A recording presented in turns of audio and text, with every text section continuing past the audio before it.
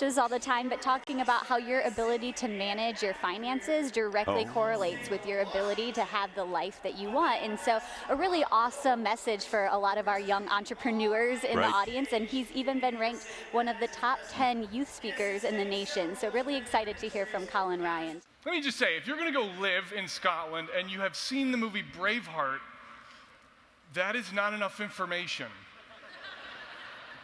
They've made some updates since the 13th century. Cars everywhere. I saw a castle and then across from it a Taco Bell. Remember that part from the movie? Got my first real grown-up job in Scotland. I worked at the Royal Bank of Scotland, which was in an actual castle. To be clear, I worked in the mailroom of the castle, in a tiny dungeon-like room where I sorted bags of mail into smaller bags of mail. A life of passion. I'd already found it. Now, I had a coworker named John who was 52, and he made me laugh every single day, including the first day when I walked up to him and said, "Hi, my name is Colin." And he said to me, "Oh, right, you're American." Ba-da-do-do-do-do-do-do-do. And you can't even be mad.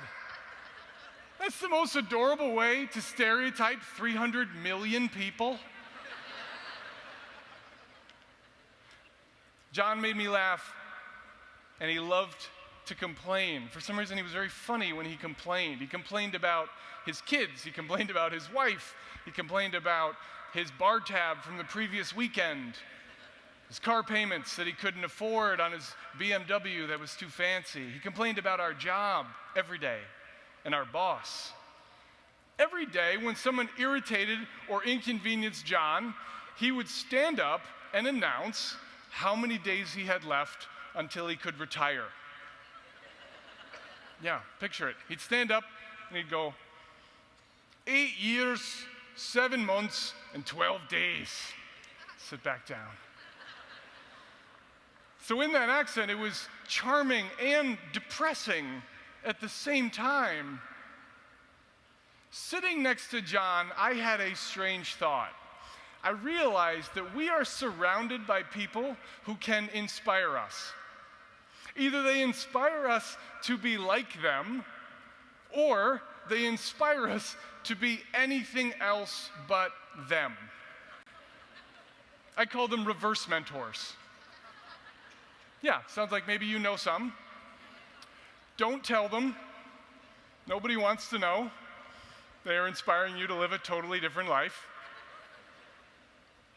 Sitting next to John, I had a thought for the first time, and it was this. We are the authors of our life story.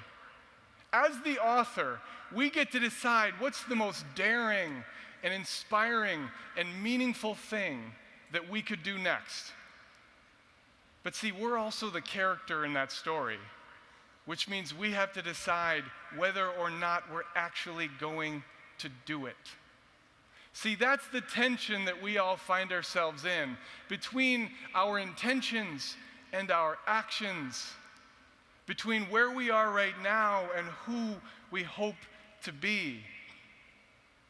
Now, I would love to tell you that when I came back after 6 months in Scotland and started my career, that it was passion and meaningfulness and inspiring work. But no, I worked a series of jobs. Some of them I vaguely disliked. One of them, I even started counting how many days I had left. Except it sounded more like 41 years, 8 months. It was crazy. But every time I found myself in that situation, I thought of John. And I did 2 things. I started building my courage, and I started saving my money. And those 2 skills, I can now tell you with all the confidence in the world, are the keys to the life you want. Build your courage, save your money. Tonight I want to talk to you about those 2 things so that you can walk out of here knowing what you're going to do next.